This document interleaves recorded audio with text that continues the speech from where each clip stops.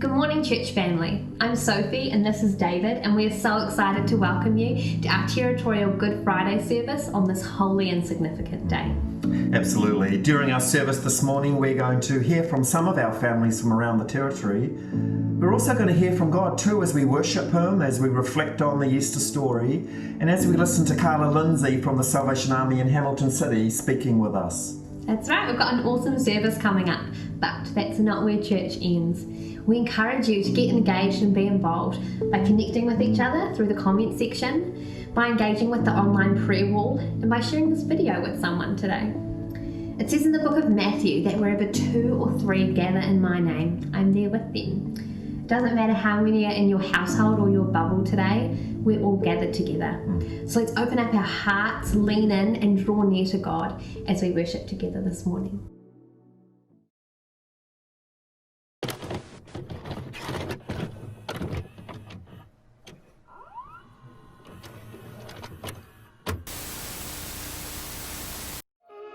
What does Easter mean to you? Chocolate eggs are the best. Yummy. And hot cross buns. Games, having fun, and finding Easter eggs. New life, new beginnings, and chocolate. About Jesus dying on the cross, have fun. Easter means for me that Jesus died on the cross for us, and it means love and joy and happiness, and yeah. When I can remember what He did for us. Easter to me is the time of the year when my family and I come together and we acknowledge that Jesus Christ died for us. When I was a kid, I didn't go to church on Easter. So Easter meant to me Easter bunnies and Easter egg hunts and chocolate and goodies. However, when I came to know Jesus, Easter came to mean a lot more to me. It meant that God made a way for us to know Him. Who was Jesus? God's Son.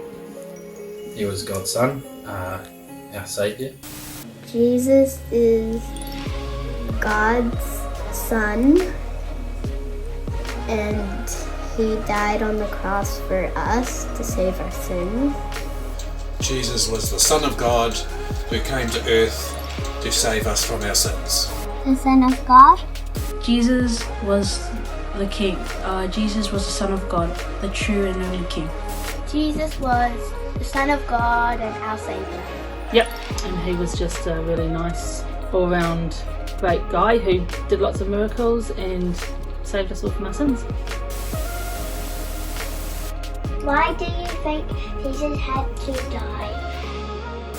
Jesus had to die because He had to give people life and give us joy and love, and also He had to sacrifice Himself to save us from our unforgivable sins. So we could live with Him for our life. Yeah, he'd save our sins. He bore it all for us. So. It was our sin that stopped us from knowing God. Jesus had to die so that we could be again in right relationship with God, so that we could be walking with Him like how He created mankind and the human race to be in the first place. Well, personally, I know He died to save our sins. Jesus needed to die so that humanity and humankind could be reconciled back to God, to be able to have that relationship that God always wanted with us. Well, see, me and you were all sinners before Jesus Christ came to earth and died for us on the cross, so that we can all, after we die, we can all live eternal life.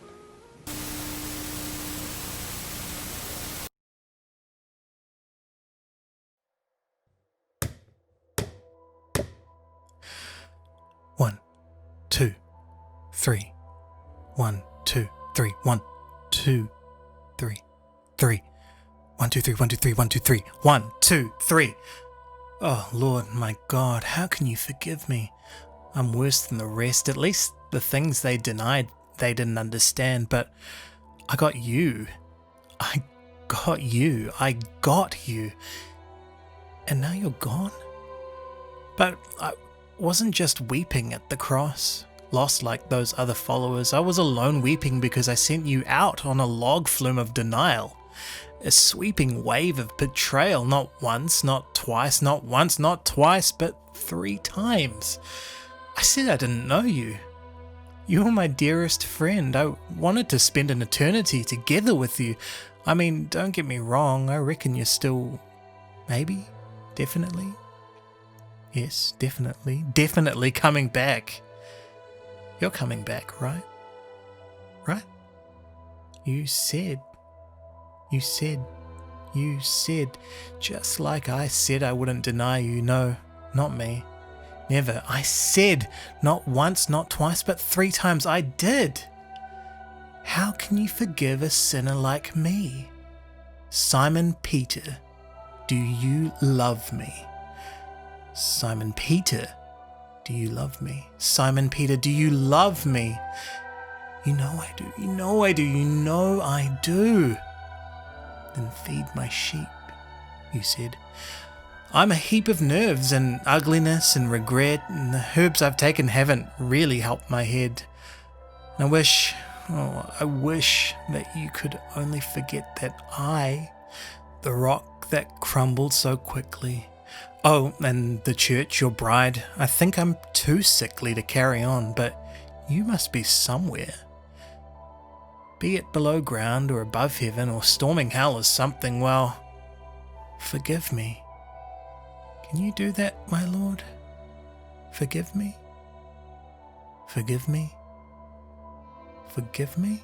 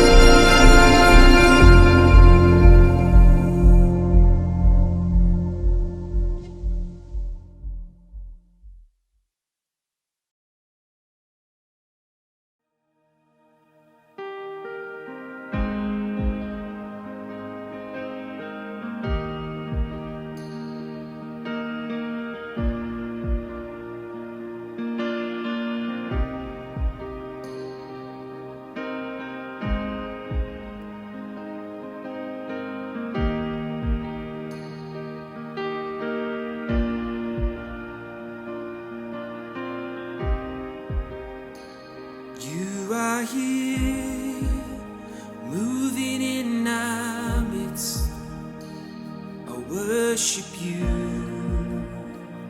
I worship you. You are here, working in this place, I worship you, I worship you. You are here, moving in our midst, I worship you, I worship you. You are here, working in this place, I worship you, I worship you. Waymaker, miracle worker, promise darkness, my God, that is who you are. Waymaker, miracle worker, promise keeper, light in the darkness, my God, that is who you are. You are here, touching every heart. I worship you, I worship you. You are here, healing every heart. I worship you, I worship you. You are here, turning lives around. I worship you, I worship you. You are here, mending every heart. I worship you, I worship you. Waymaker, miracle worker, promise keeper, light in the darkness, my God, that is who you are. Waymaker, miracle worker, promise keeper, light in the darkness, my God, that is who you are. Waymaker, miracle worker, promise keeper, light in the darkness, my God, that is who you are. Waymaker, miracle worker, promise keeper, light in the darkness, my God, that is who you are. That is who you are. That is who you are. That is who you are. That is who you are. That is who you are. That is who you are. That is who you are. That is who you are. Waymaker, miracle worker, promise keeper, light in the darkness, my God, that is who you are. Waymaker, miracle worker, promise keeper, light in the darkness, my God, that is who you are. Even when I don't see it, you're working. Even when I don't feel it, you're working. You never stop working. Never stop working. Even when I don't see it, you're working. Even when I don't feel it, you're working. You never stop working. Never stop working. Even when I don't see it, you're working. Even when I don't feel it, you're working. You never stop working. You never stop working. Even when I don't feel it, you're working. Even when I don't see it, you're working. You never stop working. You never stop working. Waymaker, miracle worker, promise keeper, light in the darkness, my God, that is who you are. Waymaker, miracle worker, promise keeper, light in the darkness, my God, that is who you are. That is who you are. That is who you are. That is who you are. That is who you are. That is who you are. That is who you are. That is who you are. That is who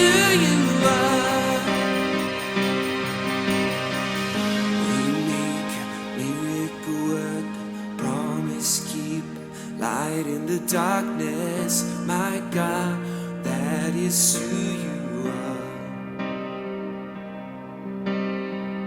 Waymaker, miracle worker, promise keeper, light in the darkness, my God, that is who you are.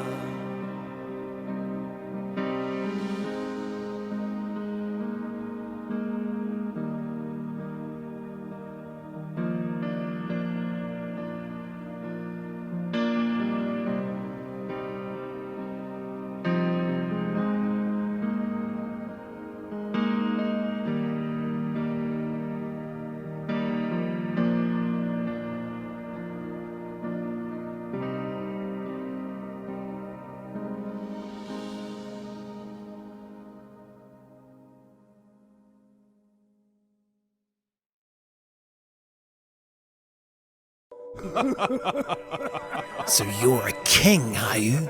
The Roman soldiers jeered. Then you'll need a crown and a robe.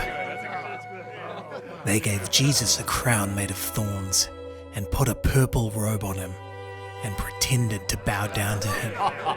Your Majesty, they said. Then they whipped him and spat on him. They didn't understand this was the Prince of Life, the King of heaven and earth who had come to rescue them. The soldiers made him a sign that read Jesus, the King of the Jews, and nailed it to a wooden cross. They walked up a hill outside the city. Jesus carried the cross on his back. Jesus had never done anything wrong, but they were going to kill him the way criminals were killed. They nailed Jesus to the cross. "Father, forgive them," Jesus gasped. "They don't understand what they're doing." "You say you've come to rescue us, but you can't even rescue yourself," people shouted. They were wrong. Jesus could have rescued himself. A legion of angels would have flown to his side if he had called. "If you were really the Son of God, you could just climb down off that cross," they said. And of course they were right.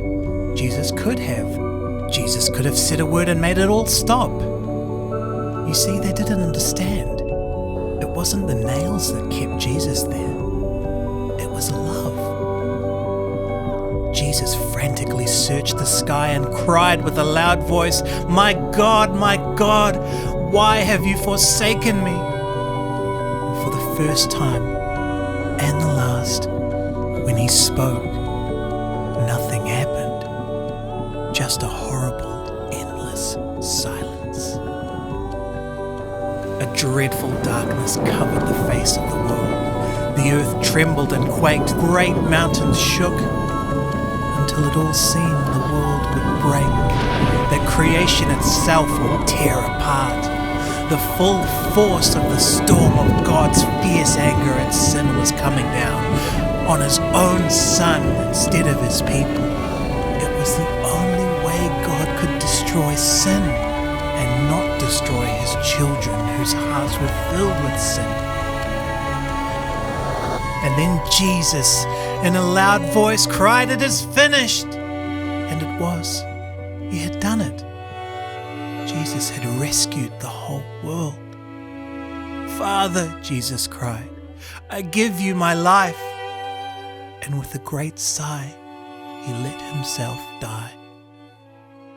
After Jesus' friends had carried his body to a tomb carved out of rock, the leaders sent strong soldiers to guard the tomb. They hauled a huge stone in front of the door so that no one could get in or out. How could Jesus die? Why didn't he save himself? What did it mean?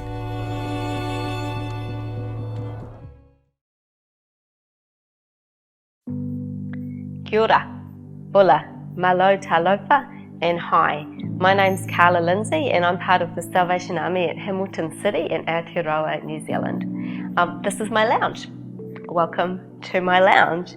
Welcome to those of you who are watching this morning who have connections with the Salvation Army, and you've deliberately chosen to set this time aside to join with us and see how in our territory we're going to celebrate Easter together. But equally, welcome to those of you who found yourself here by accident. You were just scrolling through your news feed and you thought, that sounds interesting, I'll check it out. We're so glad that you're here as well. However you come to be here, thank you for being here this morning and taking the time out to celebrate Easter with us. It is Easter. It might not feel like Easter. This is a weird Easter, isn't it? This is an Easter we are never going to forget. I don't know about you, but I had plans for Easter and they looked like getting out further places than just my lounge that I'm stuck in at the moment. At Hamilton City in our church, we had plans for Easter. Easter's kind of the big one for the Christian. You know, we celebrate the death and the resurrection of Jesus. All we believe has that at the centre. And so it feels like as soon as we get back after Christmas, really, we start making plans. We head on this journey towards that big celebration of Easter. And we had services planned for Easter Sunday morning at the crack of dawn. And we were going to do something really special with families for the kids on the Thursday before Easter. We had these plans. We thought that was where we were going, but the plans have changed. They seemed to change really quite quickly, didn't they? You probably had plans too. Probably plans to get out of your house, maybe to go to the beach, maybe to catch up with friends. But things have been going on that are out of our control, that are bigger than just us, and so plans have been set aside for something else. Now, I think that that's kind of a little bit like what happens in the biblical story of Easter. It seems like there's a story and it's headed in one direction and it's all looking good, but suddenly plans change and it ends up going in a very different direction. You see, when we come to the Easter story in the Gospels, we find that Jesus has been in ministry for 3 years. He's been moving from one town to another. He's been teaching, he's been telling stories, he's been asking hard questions, he's been meeting with people, he's been healing people, and on the whole, people seem to love him. The crowds are getting bigger, more people are coming to Jesus and wanting him to heal their sick. They seem to love him, it seems to be going in a good direction, but there is this rumbling underneath. There has been this rumbling for a while that some of the leaders in particular are really not too sure about Jesus. But it seems like it's good until it suddenly changes. It does seem to ramp up out of nowhere. In fact, to the point that Jesus is walking into Jerusalem. In fact, he's riding into Jerusalem one weekend on the back of a donkey, and people are waving palm branches and they're putting down their cloaks and they're calling out, Hosanna, Hosanna. And it's just a few days later that that very same crowd are calling out, crucify him, crucify him. It all changed really fast, and next thing, Jesus is, instead of entering into that city like some kind of hero, he's on a new journey heading to the cross. And that's where we're going to pick up the story. We're going to pick up the story at Luke 23 verse 26. And this is right at the point where Jesus has been arrested. He's been passed from Herod to Pilate, and now Pilate has given in to what the crowd wants. He's handed Jesus over, and Jesus is now going to make that journey towards the cross. Now, executions took place outside of the city of Jerusalem. So that meant that Jesus actually had to walk. He had to go on a physical journey to get from inside the city to the site where the execution was going to take place. And it's this journey that I find really quite interesting. So it is a little bit ironic, I know, that we are now going to talk about a journey that Jesus went on. This is a weekend where we would probably like to go on a journey, but we can't. Now, we're going to think about Jesus and a journey that he went on that he didn't want to go on. But he did go on this journey. This was a journey to his death, and he went on that journey. He went to the cross because he knew there was a bigger plan that was going on here. It's on this journey that some interesting things happen, I think. It's on this journey we see that Jesus' presence changes plans. Jesus meets a man called Simon from Cyrene, and he meets some women, and things changed for them that day. Now, it wasn't a short walk to the site of the execution. It wasn't like the kind of walks that we're being told to take at the moment. Keep it local. Our walk is out our driveway and round the block once, maybe twice. If we want to get excited about it, we go out the driveway and we go the other way round the block once, maybe twice. It wasn't a short walk that just kept it local. In fact, the whole point of execution by crucifixion was about putting the person, not just putting them to death, but putting them to death in the most shameful, humiliating way possible. It was about getting as many people as possible to see that awful death so that they would get the message that they had better not get on the wrong side of the Romans, otherwise that would be the death that they would be headed for too. So it was not a short walk, no, it was a long walk. They went up and down as many roads as they possibly can, so as many people as possible could see this pathetic criminal that was headed for death. Public executions drew a large crowd on any occasion. People were interested in knowing what was going on. But on the particular day that Jesus walked to his death, there was a huge crowd in Jerusalem, bigger than usual because they were coming up to Passover. And so people were coming from near and far. The town was filling up with Jews who were coming together to celebrate that special festival. And amongst the crowd there was a man by the name of Simon. And Simon was from a place called Cyrene. Cyrene was a region in North Africa, and we know that that had a large Jewish population. So we presume that Simon is a Jewish person who has come to celebrate Passover in Jerusalem. Cyrene's about a 1,300 kilometre journey from there to get to Jerusalem. So that was a big deal for Simon to come that far. This is perhaps the pilgrimage of a lifetime. And when he arrived, he found himself caught up in something he wasn't planning to get caught up in. In an instant, Simon went from simply being an observer of the Easter story to a participant in that story. You see, Jesus would have been at breaking point when we pick up our story, at the point that he begins that journey to the cross.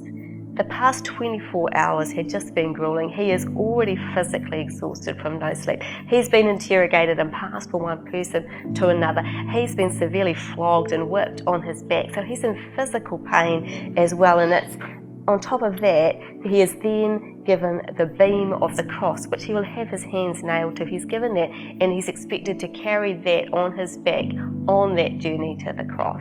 That was part of the torture. And so we can imagine Jesus staggering through the streets under the weight of that cross. We can imagine the crowd pressing in on all sides as they're mocking and jeering and spitting on him. And we can imagine the soldiers prodding him, pushing him to keep moving. But something must have happened. It must have come to the point where Jesus just couldn't go on anymore. And the Roman soldiers couldn't have this. You see, if Jesus died on the way, there was a problem. They wouldn't have done their job properly, because the point of this crucifixion was that they needed to draw it out as long as possible. They needed as many people as possible to see this creature on the way to the cross. So they needed him to stay alive a bit longer so that they could torture him for a bit longer and not kill him till further down the track. And so this is a problem, because if he's not going to get to the cross, what are they going to do? Well, they're not going to carry the cross, because the cross is a symbol of shame and humiliation. And it's then that they look to the crowd and they grab this guy by the name of Simon, and they pull him out and they make him carry the cross. This is not like well, Simon, would you mind helping us out if you're not too busy? Could you just give us a hand here? No, that's not how they worked. This is a Simon, you will carry the cross. Now, there's no reason to think that Simon already followed Jesus. Matthew simply calls him a passerby.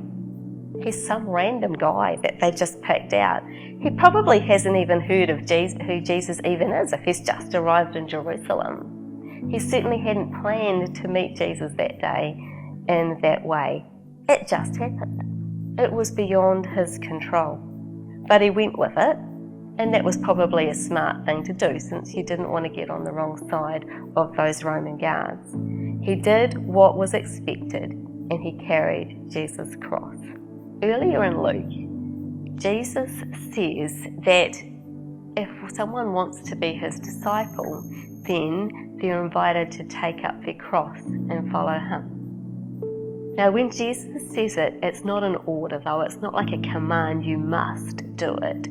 It's more of an invitation. If you want to be his disciple, then this is what you've got to consider. You need to consider the cost of the cross.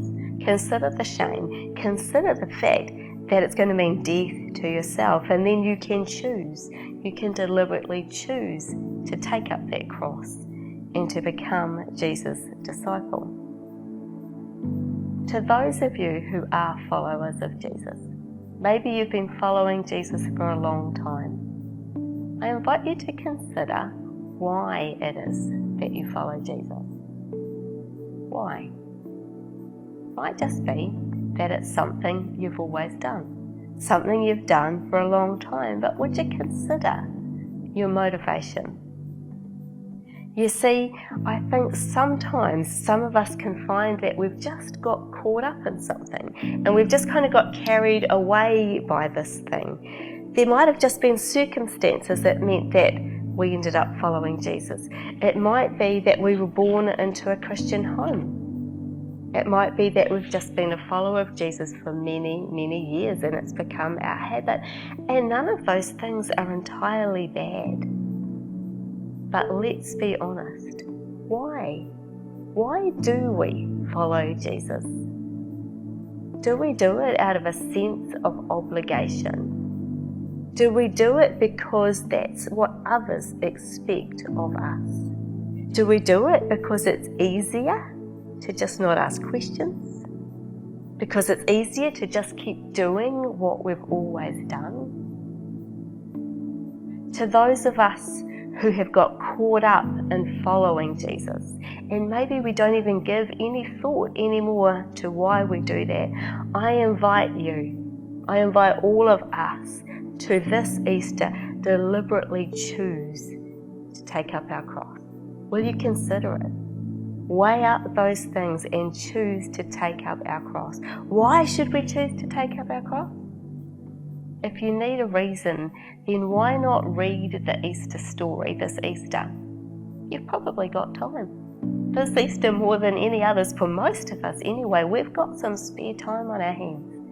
Why not take the time, whether you've read the story 100 times or whether the story is very new to you?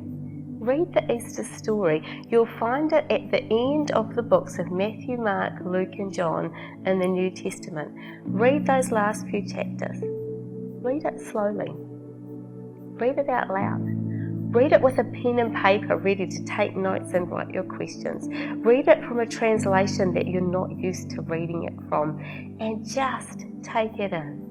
Take in the magnitude of what happened on that Good Friday and those next days afterwards. We're touching on such a small part of it here this morning, but take in the whole story because it's a wonderful, life-changing story. And if this whole story is new to you, we're going to put a website down the bottom, and I encourage you to go and do some research and find out what the death and the resurrection of Jesus means. The reason we can take up our cross is because as Jesus took up his cross. He took up his cross for us. He went through that shame and that humiliation and that pain, and he chose to do this. He did this for us, and because there was something bigger going on. It was all part of a much bigger plan that God had. So we can choose to take up our cross. Simon couldn't. We can. So let's go back to Simon. On that road that day, it wasn't just Simon that was following Jesus. Actually, there was a big crowd of people there too, and amongst them, there were some women who were weeping and wailing. It's interesting, one of the things I love about Luke is that Luke includes the stories of the women. He includes the stories of the people who are often quite marginalised in society. And so he is the only gospel writer that tells us about these women. And I'm so glad that he does, because it's a fascinating interaction that he has with them.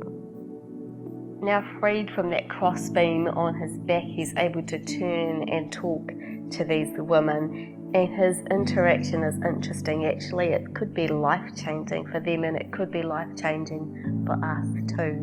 What he said to them was, don't weep for me, weep for yourselves and your families. And he goes on to talk about some really awful things that were going to happen to them. And it's a little bit cryptic, but scholars think that what he's talking about is the destruction of the temple and the fall of Jerusalem that's going to happen in 70 AD. So Jesus is walking to his crucifixion, a horrible journey. He's tired and he's sore, and there's these women howling, carrying on along behind him with the crowd pressing in, and he turns to talk to them, and he does not say, good grief, would you silly over emotional woman, please cut the racket out and go home. I'm going through a very stressful time here. That's not his approach at all. His approach in that moment is to think about the suffering that they are going to go through. He's thinking about others before himself, even at that moment. And he didn't say to them, don't weep. They were allowed to weep. We are allowed to weep. We're allowed to feel what we feel. It's normal. It makes us human. In fact, even Jesus wept. He wept at the death of a friend who he knew he would see again, but he still cried. He didn't say, don't weep. What he said was, don't weep for me. They didn't need to be concerned about him. He was going to be fine. The path that he was on, they could do nothing about it. It was a part of a much bigger plan. Their grieving for him was a waste of energy. What he was saying to them was redirect that emotional energy. Put it somewhere that matters. Put it towards the things you need to be concerned about and sort those things out. He's saying, if you're going to be upset about the right things. You know, this is the time when emotions are heightened. There might be a whole lot of things sitting right on the top for you right now. What do you let get to you? What is it that winds us up? Is it things we can change? Is it things that really matter in the big picture? I see so many people ranting on Facebook, making big things out of little things, getting offended, getting hurt. Is this good use of that emotional energy that we only have in limited amounts? I think not. What would it look like if we redirected our energy, if we took it and we turned it in a different direction and channeled it in the direction of things that God is concerned about? And from that passage, what was Jesus concerned about? The suffering of others. What does it look like to do that? What does it look like right now for us in this difficult situation we are all in to follow Jesus' example? And even as we hurt ourselves, and we might be suffering and we might be dealing with challenges, what does it look like to think about the suffering of others? What does it look like to think about the suffering of others at a time when we are so limited in what we can do? Some of the normal things we would usually do, we simply cannot. Let's get specific. Would you think specifically about what you can do? Is it a teddy bear in the window? Is it a note in someone's letterbox? Is it a donation to the food bank? Is it a prayer? It might be that you can't do very much at this time, but we can all pray. And in praying, we are putting other people's needs and their concerns to God, who has that better plan for them, and it takes the focus off ourselves and our troubles. If you need some help to get started with praying, check out the prayer wall that this territory is operating. If the only thing we can do is pray, that is an incredibly valuable thing that we can each do. If these women were to take on the words of Jesus and follow Jesus' example, it would have turned things in a whole different direction for them. For Simon, his interaction with Jesus could have changed his whole life direction too. Now, we know it certainly changed his plans for his afternoon. He perhaps thought he was going to hang around in the city of Jerusalem for the afternoon, ended up going to a crucifixion by accident, wasn't in his plan. But I wonder if that afternoon was a life changer for Simon. And if you look at the references in Mark and in Romans, there are clues that it was. There are clues that actually he and his family became important people in the church in Rome. Perhaps that was a moment in his life where Jesus' presence stepped right in and it changed his plans.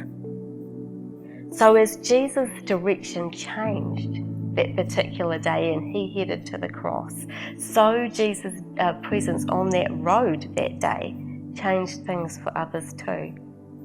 Jesus' presence changes plans. Jesus' presence still changes people and it changes their plans. It does that as people meet him and choose to follow him, and as they listen to what he says and redirect their energy to the things that he is concerned about. Plans change. People change. This country, this planet is on a really interesting journey right now, isn't it? This is a time that we need the presence of Jesus more than ever.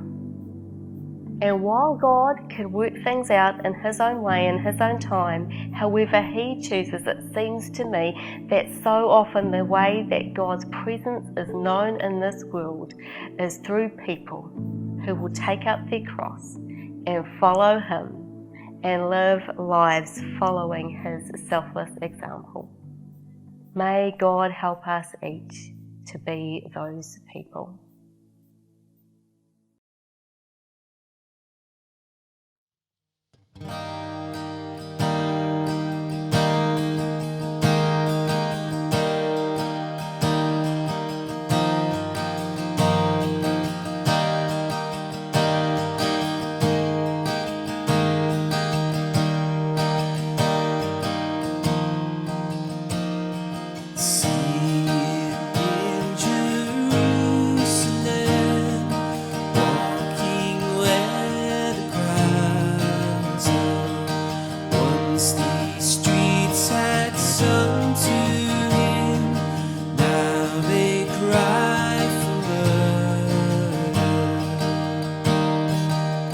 Such a friend, lonely man, holding up a heavy cross. See him walking in Jerusalem on the road to save us.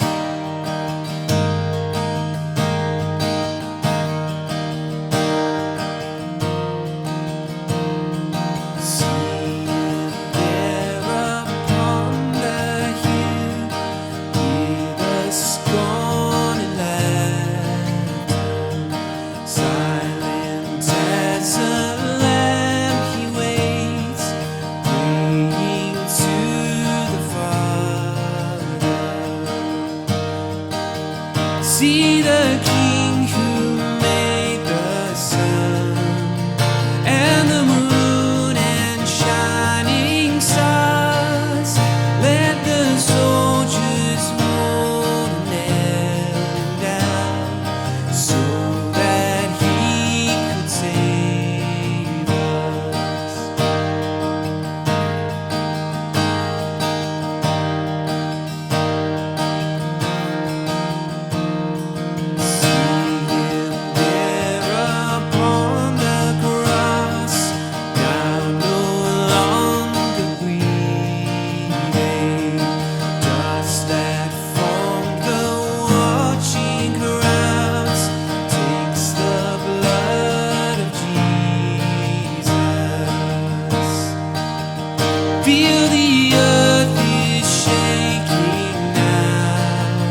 See the valley split in two, and he stood before the wrath of God, shielding sinners with his blood.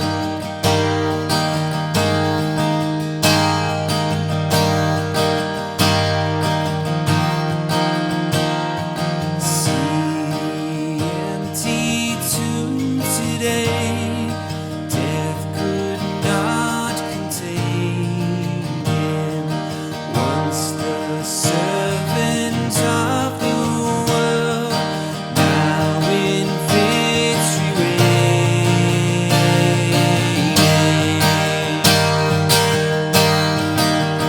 Lift your voices to the one who is seated on the throne. See him in the new Jerusalem. Praise the one who saved us. Praise the one who saved us.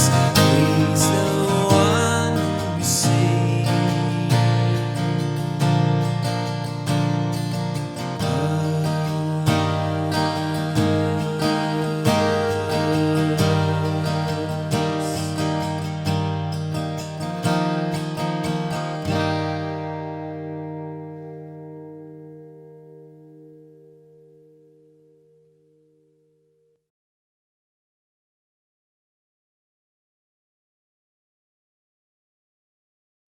Thanks everyone for joining with us this morning for our Good Friday service.